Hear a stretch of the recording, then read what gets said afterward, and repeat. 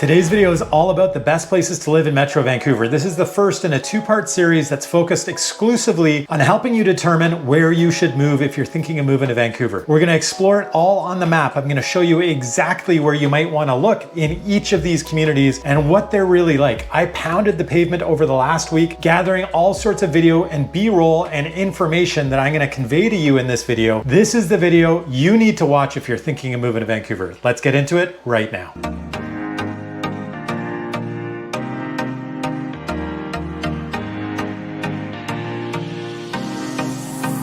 My name is Sebastian Albrecht with the Living in Vancouver BC team. Welcome back to the channel. And if you're new here, this channel is all about living in and moving to Vancouver. I put out videos just like this one every single week. This week, we're talking about the best places to live in Metro Vancouver. It's the first of a two-part series that I'm really excited about because this isn't just based on my subjective opinion. This is based on objective data. So Stats Canada annually releases estimates of population around Canada, and that was just released last week. What I've done here, determining the 10 hottest communities, the 10 best areas to move to, I'm basing that on the areas that have grown the most in the last year. So I've done another video on areas that grew the most over a 5-year period, but this is an annual change. And this is where the most growth is, the most people are moving to, the areas that people are most excited about right now. And I think you should be excited about these areas as well. So here we have the city of Vancouver, Metro Vancouver. Let's just look at the area Metro Vancouver, just so you get an idea. That is Metro Vancouver, outlined right here. Just go around Bowen Island, down to the US border. And you can see we cut off just before Abbotsford and Mission. So we're not the Metro Vancouver area doesn't include Abbotsford, Mission, Chilliwack, and Hope. But this area right here has about 3 million people in it. And in the last year, there was a 4.2% increase in the population. Over a 5-year period, it was 9.44%. So nearly half of the population increase of the last 5 years happened in just the last year. Typical house in this region is $2,040,000, an increase of 6.3%. A typical townhouse is $1,127,200, an increase of 4.2%. And a typical condo is $776,500. I give you those numbers basically as a foundation, as a basis for what we can compare everything else that I'm gonna go through in these two videos. We're gonna start with the number 10 ranking, the slowest growth of the top 10, and we're gonna work our way down to the most popular, the area that's seen the most growth in the last year. So go from 10 to 1. This video, we're going from number 10 to number 6. And number 10, the one that we're starting with, is North Vancouver. So where is North Vancouver? Well, it is north of Vancouver, funny enough. And you can see the city of Vancouver is roughly here. That's the city of Vancouver. And then right across the water, right across Burrard Inlet, is North Vancouver. North Vancouver is approximately this area right here. So North Vancouver is to the north of Vancouver. It is cut off from the city of Vancouver by water. And that's an important distinction, that it's not connected by land. I've talked about it in some of the other videos where, you know, there is a massive amount of bridge connections right there. That is the Lionsgate Bridge, and over here. So there's these two bridges that cross over between the city of Vancouver to North Vancouver. Incredible bottlenecks, and the traffic can really back up on both sides of the bridges. But that's the only way to get back and forth from North Vancouver. There is this very handy, if you happen to swim, no, I'm just kidding. There is the Sea Bus, which is part of our transit network. And this travels minutes between North Vancouver and the city of Vancouver. So if you are commuting and you happen to live close, sort of in this vicinity, Lower Lonsdale, it's incredibly convenient. There is no high-speed train. There is no SkyTrain in North Vancouver. There is something just in the news the last few days where North Vancouver is doing some analysis of just how much transit ridership they would have if the SkyTrain actually went over there. And so what they were sort of toying with is bringing it up for Metrotown and bringing it across over here. And I think coming along the water, something along those lines. But a massive amount of ridership if that was something that that governments would fund. Now, of course, North Vancouver is very interested in having that happen because their growth is really limited these days because there's just these two connections from much of the rest of the population to an area with a lot less population. North Vancouver has 96,857 people. It grew by 3.39% in the last year. That's a substantial amount of growth. And over a 5-year period, they had 6.7% growth. So more than half of their entire growth over the past 5 years happened in the last year. And you're seeing a lot of growth happening, a lot of development happening in North Vancouver, higher density development, townhouses, large condo buildings. Really, Lower Lonsdale is where you're seeing the most of that happening in this sort of region, but there's also a lot of development happening over here in Lynn Valley. One of the very popular areas would be Edgemont Village, which is right approximately in there. That's more of a single family residential neighborhood, an area that families would be drawn to. There's a lot of single family residential homes in North Vancouver, and what a lot of people like about living in North Vancouver is that you get a little bit more than you do in the city of Vancouver. The houses are a little bit bigger, the land, the property is a little bit bigger, and more than anything, people appreciate the proximity of the outdoors. And you can see all that green space right above North Vancouver, all of this, that is essentially wilderness. And there's Cypress Mountain over here, there's Grouse Mountain over there, and Mount Seymour right there. Those are 3 ski hills that we have that basically service Metro Vancouver and are very easy to get to, but even easier to get to if you live in North Vancouver. Really quick access straight up here, the Sea to Sky Highway. You go up there long enough and you're gonna get to Whistler. It takes about 2 hours. And then from here, Horseshoe Bay, you can also access the Vancouver Island, whether it's Nanaimo or Victoria. You can get there from that spot. And you can also get to the Sunshine Coast quite easily, which is a favorite of a lot of people, a nice getaway from the city of Vancouver. So people that love the outdoors really appreciate North Vancouver, and they're gonna put up with some of the downsides. So one of the big downsides that I kind of began with is the traffic of North Vancouver. And I should point out, when the traffic gets held up at these 2 bridges, what ends up happening in North Vancouver is it becomes quite gridlocked all across North Vancouver because there's Marine Drive down here, and then there's the Upper Levels Highway up here. And because everybody's trying to get in or out this way and this way, it locks up everything else. And that really sucks. So it's not just if you need to commute, if you need to get out of North Vancouver or into North Vancouver during rush hour that it's a pain. It's really if you want to do anything. If you want to go pick up your kids from school, if you want to go out to Whistler or go to a ferry or go get your groceries or whatever. During those peak rush hour times, it's insane how busy it can be in North Vancouver.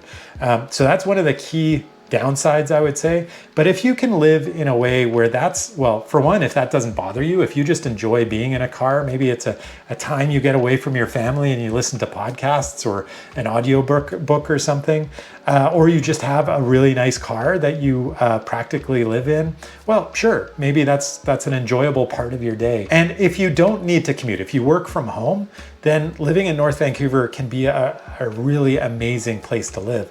And if you really value being in the outdoors and you don't mind putting up with a little bit of the traffic, then that access to the outdoors is a real reason that a lot of people absolutely love living in North Vancouver. The other downside I do feel like I need to point out about North Vancouver is the amount of rain. And if we zoom out here, our weather typically kind of comes from this direction. It's coming off the Pacific Ocean over Vancouver Island, coming from a southwesterly direction. When it comes into Vancouver, it ends up, because it's loaded with all that humidity that it gathers from the ocean. Now I'm remembering my grade 12 geography class.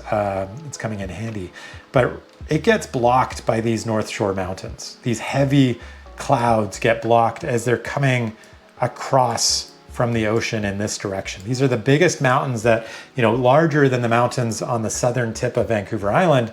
And so as a result, these heavy clouds get blocked up against the mountains. And in order to elevate past these mountains as the wind is blowing up against them, they have to unload what's causing them to be heavy, and that is precipitation, that is moisture. And so the result is these areas on the North Shore get more than their fair share of rain. And the city of, North Vancouver specifically, gets about 2,500 millimeters of rain annually, which is almost triple what some of the areas that get the least amount of rain are. And it's also quite a bit darker as a result, right? That cloud cover. And there's some parts of North Vancouver that are even darker. And I would point out one of those for me is Deep Cove. Deep Cove is an amazing community. It's a very tightly knit community, a great place to raise a family. And it's kind of out of the way, which a lot of people really love. But for me, one of the big downsides there is it is really dark. And if you think there's not enough light in the Northern Hemisphere in winter months, this is a place you want to avoid. And you don't enjoy that part of Canadian winters, other than the prairies, then Deep Cove is a place you might want to avoid because it's kind of in this shadow. You have mountains on this side and you have mountains here. And that results in this area not getting a lot of sunlight other than in peak summer months. But in the winter, it's one of those places that's a little bit dark and dreary. But amazing experience can be had in North Vancouver. Many people move there and absolutely love it. And a lot of young families are moving to North Vancouver, which is part of why we're seeing so much growth there. But I did talk about some areas that have more sunlight and less rain, and that's where we're gonna go for this next part. In ninth place is White Rock. And White Rock you'll find way down here. So we're kind of at the opposite end. We were just up here in North Vancouver, and now we're going all across Metro Vancouver to the far southern tip, right up against the US border there. Let's zoom in. And as you can see, we do have, White Rock is this little municipality right there. It is surrounded by Surrey. So Surrey is essentially all of that, and it surrounds somewhere. I think I went a little too far, oops. Yeah, that's a little bit of Langley as well. But you get the point. Surrey is massive. White Rock is this tiny little part at the far southern tip to the south. Basically, it's the last thing before the border, the US-Canada border. These are down here, that's the United States.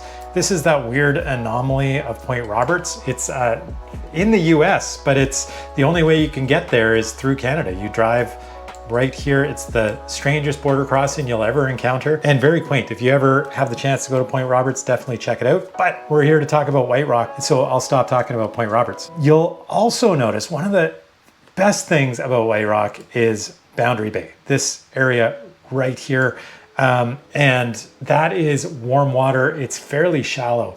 So the beaches all around here have access to this pretty warm water, so there's a lot of people who head down south. These are beach communities. And traditionally we're more summer kind of communities.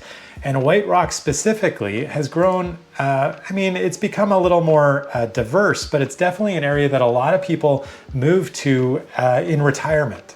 So White Rock today has 24,292 people. It had a growth of 3.43%, just edging North Van out for that 10th spot. So we're in 9th spot now with White Rock. And over a 5-year period, it's grown 10.63%. So a very significant growth over 5 years, and a little bit of a slowdown in comparison to some of the other cities that we're going to be looking at in the last year, but it's still up there. And a lot of people really love moving to that South Surrey White Rock area. In White Rock, you're going to find the typical house is $1,898,900. So that is below the typical house in Metro Vancouver. It is a little more affordable, but that has been a growth of 6.5%. So a lot of growth there. It's understandable that you're seeing some pretty strong movements in price, except for townhouses. Townhouses are 917,000. And I think of all the areas that we're looking at, this is the only annual decline that we're gonna see. It's a decline of just 0.4%, but it is a decline.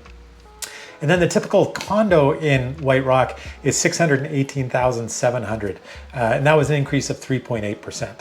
And so White Rock has a fair number of older condos, older houses, not a lot of townhouse development. I mean, it is such a small place.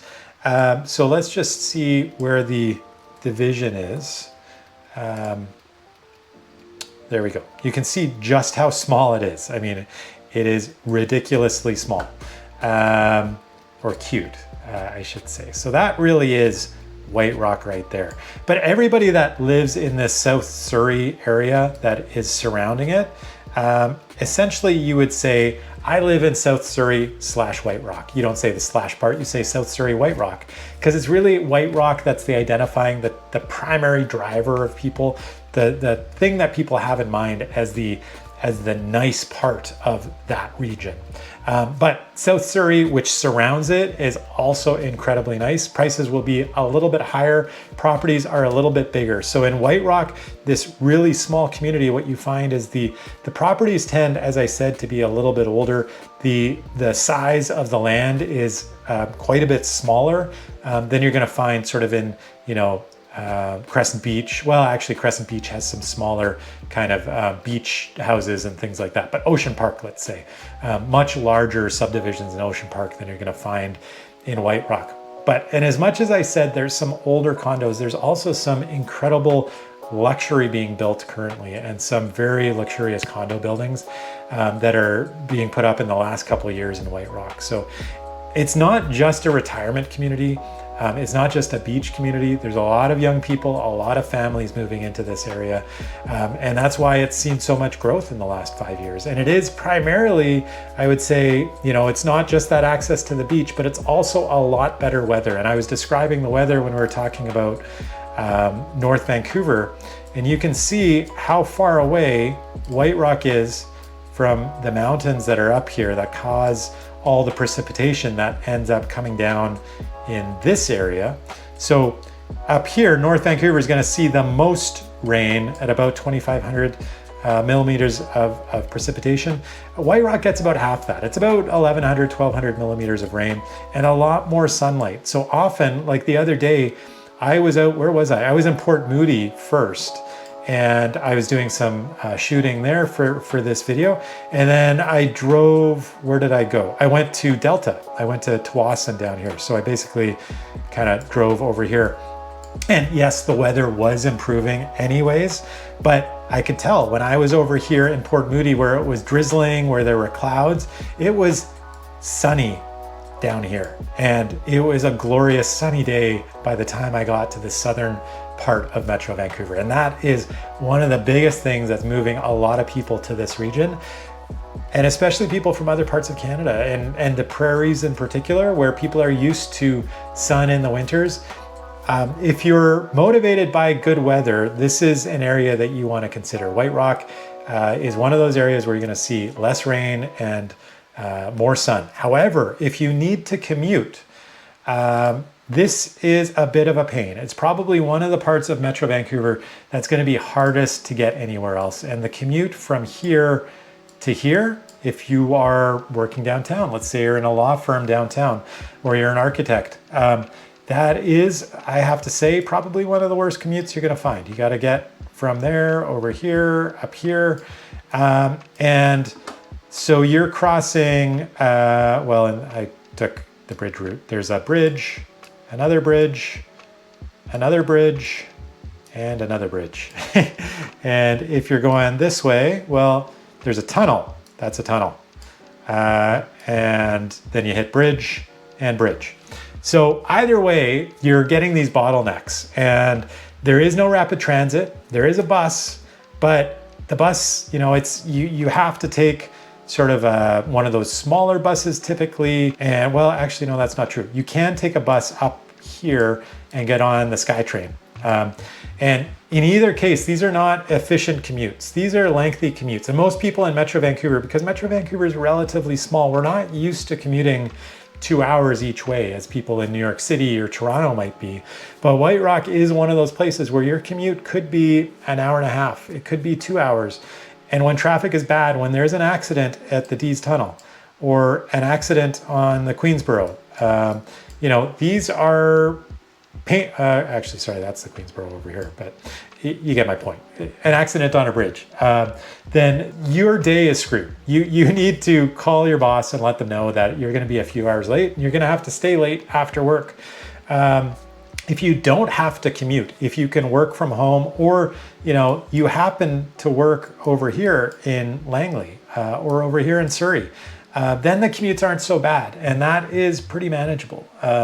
But it's really, if you're crossing not just north-south, but east-west as well, that makes the commute a lot worse. And if you're going over multiple bridges. So those are things you really going to want to consider when you're thinking about where you might want to live in Metro Vancouver. So if you and your family are thinking of moving to Vancouver and you're a little bit confused where you're going to want to move, if you need a hand finding a home, helping buy you a home, I've helped hundreds of families over my 18-year career settle in Vancouver and buy the right home. I can help you as well.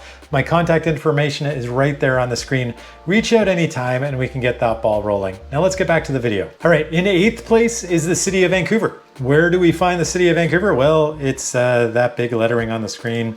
Let's just check out where the actual boundaries of the city are.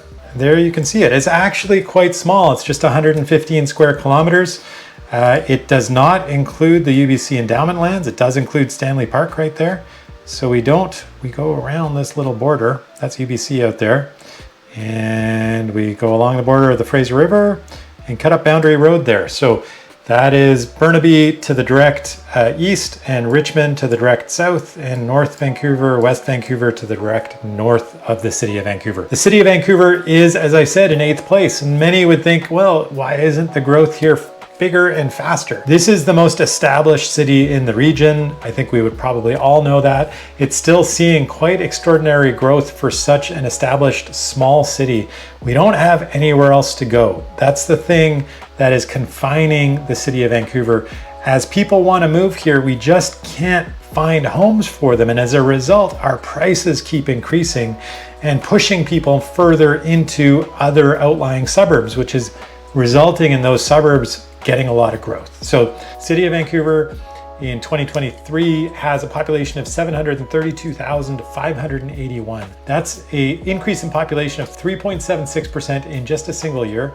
In 5 years, it's 5.47%. So of all the areas that we're going to be looking at, over a 5-year time span, this is actually the lowest number, which I think is quite interesting. But if you remember, what happened a few years ago, it was COVID, and we actually saw a decline. Well, I don't think statistically it was a decline, like a negative in the population, but people were leaving the city as they were all around the world. People were fleeing the most densely populated areas and going to less densely populated areas. So that was really the first time where we saw more growth happening in the outlying suburbs than we were seeing pretty consistently for the last 20, 30 years in the city of Vancouver. And again, it's the affordability that is preventing Vancouver from growing more. There is immense demand, but people look at Vancouver and then go, I don't know, do I really want to pay these prices when I could get a lot more in South Surrey and maybe be in a school district that I'd rather be in?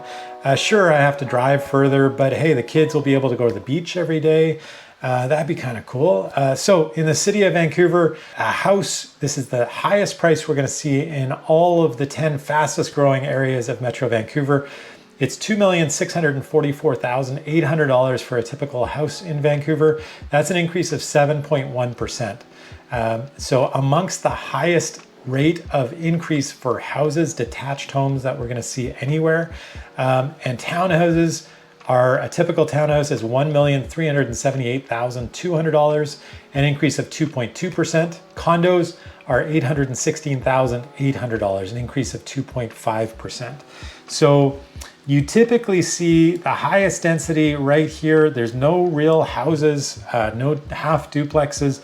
There are townhouses that are at the base of condo buildings in downtown Vancouver, but that's where you see all the condos. And then you see higher density sort of in this ring right around, maybe not going quite that far, that was a little error on my part, but right around this ring around downtown Vancouver. And you could include over here in North Vancouver as part of that ring, that Lower Lonsdale area. But that's where the highest density is going to be. A lot of townhouses, a lot of big condo buildings in that zone. The biggest ones are going to be downtown. And then as you get away, like once you get, in this area or over here, this is a lot of single family residential. But we are building more and more high density, and we're trying to accommodate the demands. And I think at this point, the city is also realizing, well, if we want prices not to go to the stratosphere, we just have to build more, and we have to provide more options. So they're actually doing away with the commitment to single family residential zoning. And we're going to be seeing more and more essentially on single family residential lots. Now you can essentially build townhouses on them. You can build on a 4,000 square foot lot. You can build 4 units that are 1,000 square feet each. And you can do that anywhere in the city on any single family residential lot. So Vancouver is very much in transition. Traditionally, you can see over here, East Vancouver is over here. And this is the west side of Vancouver. It's divided, Main Street is right there. Roughly, it's actually Ontario that divides the two sides. And so this west side area is traditionally the white collar area, the area that houses are going to be more expensive in, the area that people believe that the schools are better. And then East Vancouver was more traditionally the blue collar, rougher, working class neighborhood.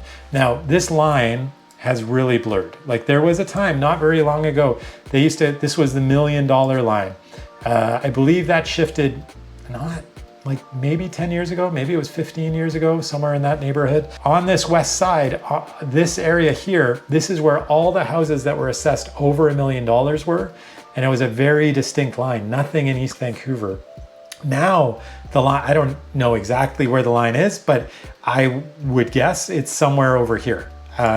That's the line where, houses over here are under $1 million and anything over here is over $1 million. And of course, as we said, for the city of Vancouver, it's actually over $2.5 million. And that division is even more stark when you compare, East Vancouver to the west side of Vancouver. So East Vancouver, might be a $2.5 million house is a pretty decent family home that's in pretty good shape. $2 million might be more of a lot value, where on the west side of Vancouver, you're looking at closer to $2.5 million, $2.7 million for lot value, $3.5 million for a house that's, a family would really enjoy moving into and not feel like they have to do a lot of work. So why do people actually move to Vancouver, into the city? I would say they're looking for the diversity. They feel like urban options is really what they're looking for. And they're trying to avoid a commute. I would say those are the real motivating factors that are driving people who are looking at moving into this region. And so, obviously if you work downtown and you live, in that general vicinity, that's like a 15-minute commute in the morning, maybe 20-minute. And even better, there's right here on Cambie, there's a SkyTrain line. There's another SkyTrain line that's heading out in this direction. So if you're on those SkyTrain lines, it means you could live over here and commute into work in 15, 20 minutes quite easily. And then there's all sort of high-speed buses. So there's a lot of options for people to get around very quickly and easily. As I said, this is a small geographic area. City of Vancouver is just 115 square kilometers. So it's, as much as people complain about the traffic in Vancouver, I would say it's predominantly people who would be living in a place like Surrey and needing to commute. And Surrey's traffic is a little more problematic. If you're sort of wanting to get from Surrey down to, or northern Surrey down to White Rock, that drive in rush hour is insane, where there's a lot of alternatives in how you get around in a city like Vancouver. The transit is a lot better, and the alternative transportation, like the Ubers and the Lyfts and the car share, that's all centered around Vancouver. The downside, we don't really have to talk about a lot more downside other than basically it's the cost of housing in Vancouver. Whether you're owning or renting, that is what pushes people out into outlying areas more than anything. I mean, there is a lot of development happening in Burnaby, in Coquitlam, in Surrey that is making these places much more urban than they once were. But still, mostly people are driven to live in the city of Vancouver until they realize just how expensive it is. And then they start looking at alternatives. But, you know, the city life isn't for everyone. And that, you know, there are alternatives. And one of the great things about Vancouver is how many suburbs that are so distinct in nature. You can really find whatever your hobbies, whatever you choose to do, whatever you prioritize in your life, whether it is skiing or mountain biking or sailing or your kids going to a good school, all of these things can be prioritized and you can find the right community. That's part of what this video is all about. And now let's keep going to number 7 on our list. And in 7th place, we have Coquitlam. And where do we find Coquitlam? Well, Coquitlam's to the east of Vancouver, and I'll show you the, well, no, actually, before I do that, I'll just point it out. Coquitlam's kind of in this area right over there. So obviously, just to the east of Vancouver, its direct neighbor is Burnaby, right there. Port Coquitlam is right there. Port Moody is right there. And Coquitlam's kind of it's I think one of the most interesting geographic areas. I'll just show you what I mean. It's got this figure 8. And so you can see kind of, I mean, this is all park essentially up here, but you have this and then you have this and sort of this narrow in-between area. It's seen massive amounts of development. So Coquitlam today has 166,584 people. In the last year, it's grown 3.87%, just shy of 4%. In the last 5 years, it's seen 9.87% growth. A typical house in Coquitlam is $1,832,900. That's an increase of 6.1% in the last year. Typical townhouse is $1,071,500, an increase of 2.2%. And then condos are seeing a little more growth, $750,100. That's an increase of 4.7% in the last year. There is a massive amount of development happening in Coquitlam, but Coquitlam really is a story of, I feel like they're almost two different cities. Living in this southern part of Coquitlam, Maillardville in particular, that, by the way, is a French-speaking community. They have an annual Francophone event, which is a lot of fun. You can get some excellent poutine if you want to check that on this in the summer months. But that southern part is very, very different than Coquitlam Center, which is up here. And that is very different still than an area like Burke Mountain over here. So a lot of single family residential in Coquitlam, a lot of older family houses that are on huge lots. And a lot of that has really been, they've been marked for redevelopment. And so the SkyTrain now comes through, where is it? Basically goes up here and goes over this way and up here. I don't think I drew that particularly well, but the SkyTrain is making, the way that the city develops is changing considerably. It's the same for most other municipalities that have the SkyTrain in it. But this area, Burquitlam, very, I always find that as a little bit of a hilarious name, not very ingenious, but or creative, but a mix of Burnaby and Coquitlam being right on the border between the two cities here. This area, there's a number of high rises being built along that Clark Road right there. And so massive amounts of high density going in right there. And honestly, that's one of my favorite areas that is close to the city of Vancouver. I've sold a couple condos in there in the not too distant past.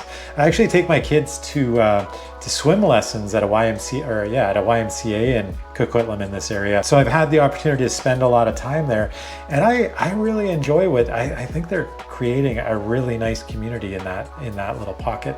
And then this area up here, a lot of this is the end of the SkyTrain at the moment of the new line, and there's a massive amount of development happening there, and there's just a lot of new development, not just of infrastructure, so new community centers, new parks. A lot of growth is driving that for Coquitlam. In fact, you know, like when I go and take my kids to swimming lessons, we sometimes make a day of going to different parks in that region, and they're top notch. They're really exceptional. So Coquitlam is this area that a lot of people are, as I was saying about Vancouver, when they're being driven out because of the cost of living and the cost of housing in Vancouver, Coquitlam is one of those areas where your money goes a lot further, and there is a really nice family lifestyle that can be had, but there's also an opportunity for younger people, young professionals, I would say, to live in Coquitlam and not to be too far from the city of Vancouver. From this area, it takes about half an hour by SkyTrain into the city, and you might add 10 more minutes getting from Coquitlam Center if you're taking the SkyTrain.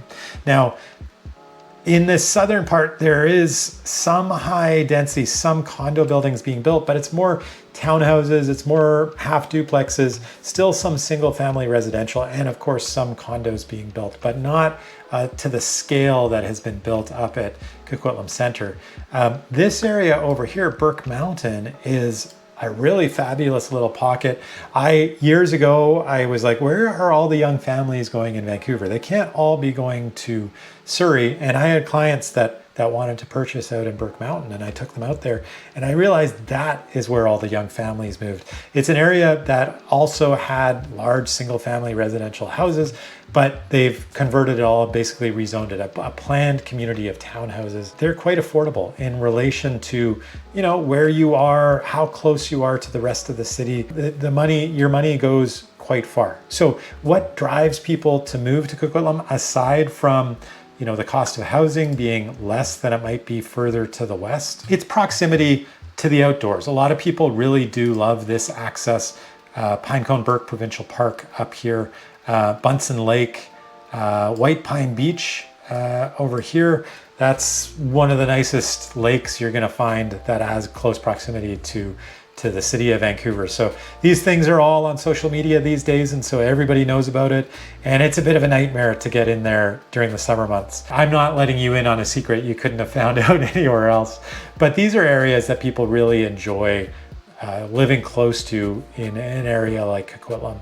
But it's still incredibly close to what the rest of the city has, and it still has an incredible diversity. There's a certain amount of urban living that's available in Coquitlam. There is that the Coquitlam City Center is a downtown core that they are in the midst of building. And so it's not sort of that natural historic downtown that even New Westminster has, but certainly Vancouver has. But in terms of the suburbs around Vancouver, it has one of the more attractive downtowns, great development and a great park system and access to the outdoors. So those are all the reasons that Coquitlam is seeing enormous amounts of growth. Now, I do want to point out one of the downsides, especially if you're living up in this region, is just the same as it was for North Vancouver, the mountains here. And so you are finding that this is in a bit of a rain shadow, or that's not the right term, but where rain falls a little more commonly than it would fall down in this region. And Coquitlam, you are up against the mountains, so you are going to get more rain, you are going to get more snow, a little less sunlight because of the clouds than you are going to find to the south. That would be the major negative. I think traffic isn't great. You are going to get caught up in the traffic that goes along the highway or along Lougheed Highway here. And if you're commuting, that can be a bit of a hassle, but you're not crossing bridges. And I do think, like, for me personally, that is a line that I would prefer not to cross if I'm commuting. I would try to cross no bridges or as few bridges as I possibly could. So to me, moving into these suburbs to the east of Vancouver that are still contiguous to the city of Vancouver, if you need to work in Vancouver, that the commute into the city or just going out, to a Canucks game.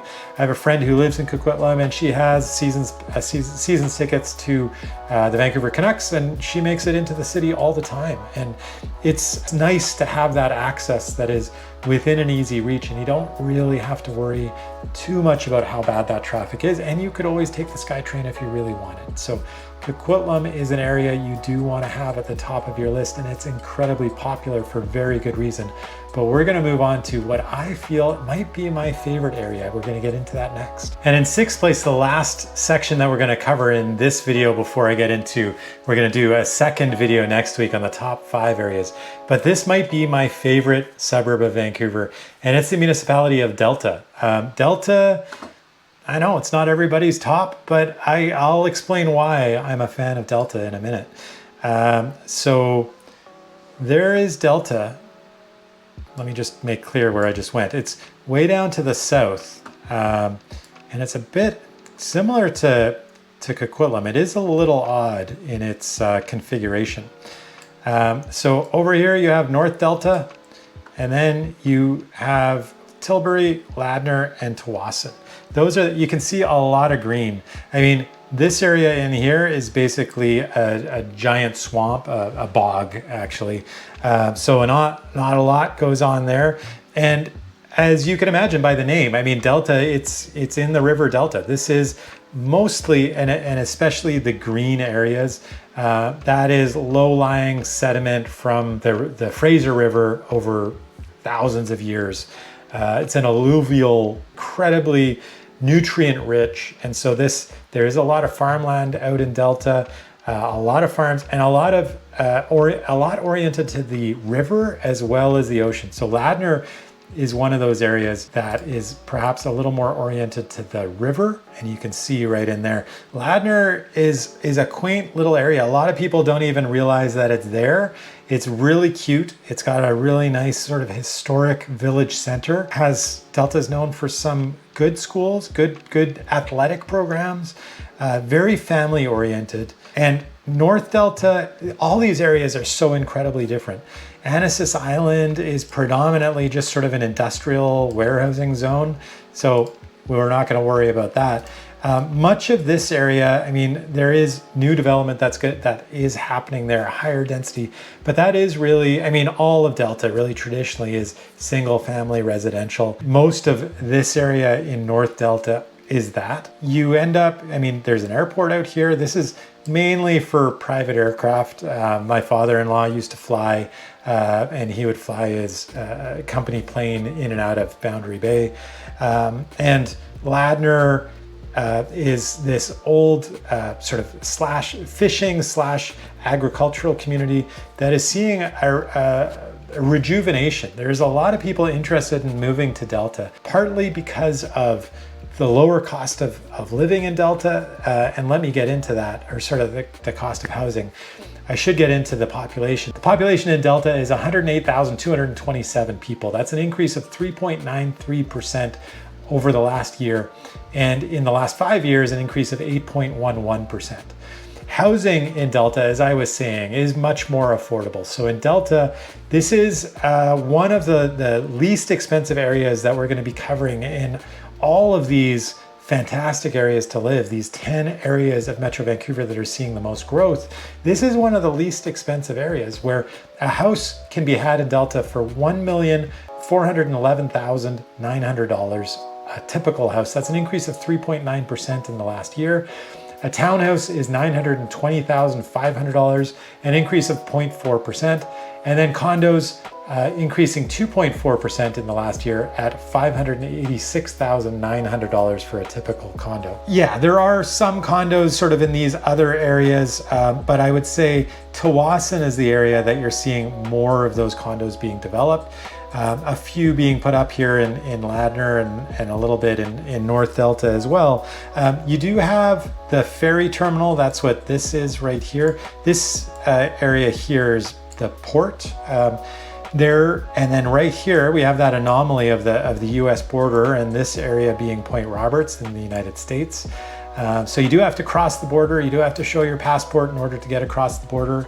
Maybe buy some cheese, get some gas. That's basically what us Canadians do when we cross the border. Then in Tsawwassen though, Tsawwassen is a beautiful area. This is really stunning, and I was so impressed with it when I was there the other day. I think especially because I was coming directly from the northern part of the city where it was raining and overcast, and I came down, and I remembered as a child coming down to Boundary Bay. I remember a friend of mine, I think his grandparents or something, had a place. They'd retired here, and I would come along on occasion a few times, and man, was it ever spectacular. And just as I was saying when I was talking about White Rock, which is just over here, right across Boundary Bay from Tawasin, that the water in Boundary Bay is incredibly warm, and it's shallow. Because it's shallow, so it warms up quite a bit in the summer months. And so whether you're on this side and enjoying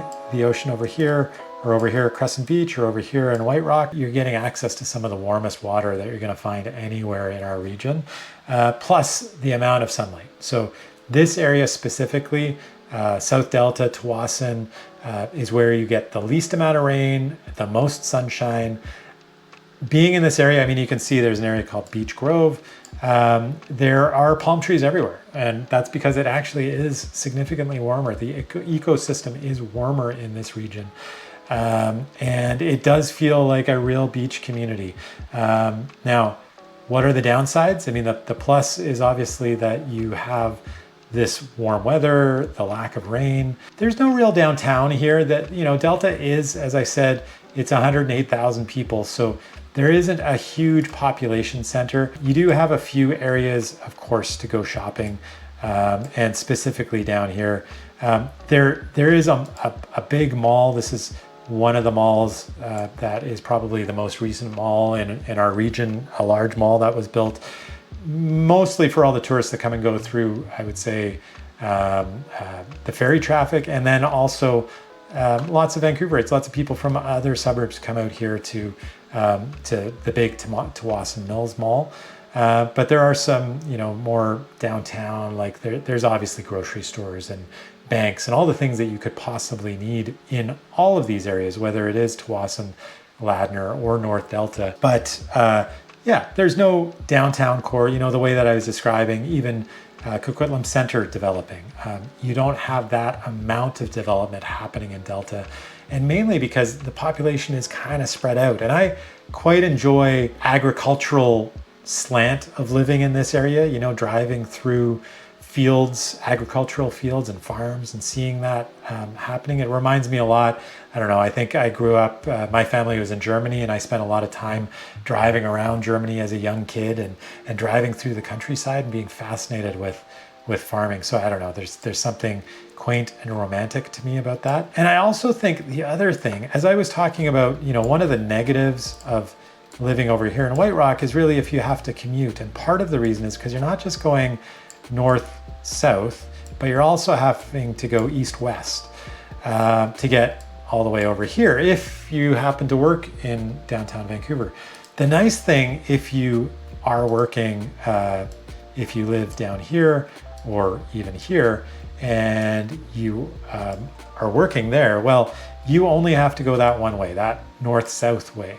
And this drive could be, like I live in this zone at the moment, and from there all the way to the ferry down here on a good day, on a holiday, you know, when there's not a lot of traffic, it takes about 20 minutes. It's a really efficient drive. It's very speedy.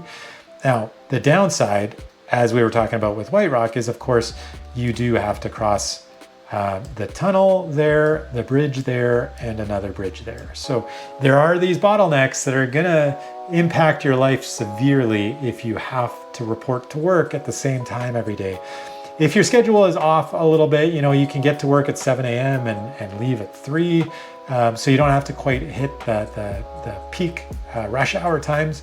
That's ideal. If you work from home, it's ideal. If you are you know, working, you live in Tawasin, but maybe you work in Surrey, you know, maybe that commute isn't so bad, or in Richmond, that's not such a bad commute.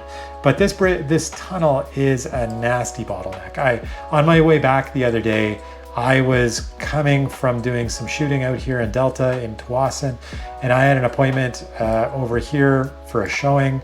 I gave myself plenty of time. I gave myself about 40 minutes. I thought it wasn't quite rush hour yet. It took me 55 minutes. It was this tunnel. So there were, the rush hour traffic is going in the opposite direction at that time, but the tunnel's only 3 lanes, and they shut down. So they switched the 2 lanes sorry, it's 4 lanes. They switch one of those 4 lanes so that there's 3 lanes coming out of Vancouver for the people trying to get to South Surrey and Delta and that type of thing. And so on my side, there's 6 lanes of traffic trying to get all smushed into one single lane through that tunnel. And imagine if there's an accident. What do you do then? So, you know, that's my perspective, where I'm trying to avoid bridges and tunnels as much as possible. But this is one of the commutes. If you are crossing bridges and going through tunnels, I think that is easier than most, predominantly because you don't have to go east-west. You're just going basically north-south, and it can be quite efficient. And there is a lot to love about living that far south, as I said. Primarily weather, and primarily you're saving a lot of money. So those are things that are really important these days to a lot of people. And that is what is driving so much growth in Delta today. You know what? It really does blow my mind how amazing the Lower Mainland is. Traveling all around and taking the video that I have in the last week has really opened my eyes, reminded me of just how beautiful this region is and how lucky we are to live in it, no matter where you're living. There really is so many positives to every single corner of Metro Vancouver. It's kind of hard to pick my favorites, but I do have favorites. It's clear that the public has favorites as well. I mean, that is what we're going through. So I've gone through the first 5 areas, the areas that are seeing the most growth, the top 10. I've gone through number 10 through 6. And there's going to be another video. Next week's video is going to be the top 5 fastest growing areas of Metro Vancouver. The areas that people are showing us are the best places to live, the most popular regions of Metro Vancouver. And we're going to get into more of that next week. If you are thinking of moving here, be sure to reach out anytime. My contact information is right there on the screen. If you and your family are moving here and you're thinking of buying a home, I've helped families just like you, hundreds of them over my 18-year career, settle into Vancouver and find the right spot and the right home, and I can help you as well. In the meantime, if you got value out of this video, be sure to hit the like button, smash the subscribe button if you want to see more videos just like this one about living in and moving to Vancouver. I make these videos every single week just for you, and I hope you are enjoying them. Don't forget, there are a couple videos I also want. This isn't the only video I've made. I've made dozens of them, and I'm gonna keep making them just for you. But there's a couple I think you really should be checking out. One is this video that I did a little while ago about the best areas to live in Metro Vancouver. And then it's not done yet, but it will be, and it's gonna be right here. That's the top 5 best areas to live in 2024. Thank you so much for watching. I'll see you on next week's video.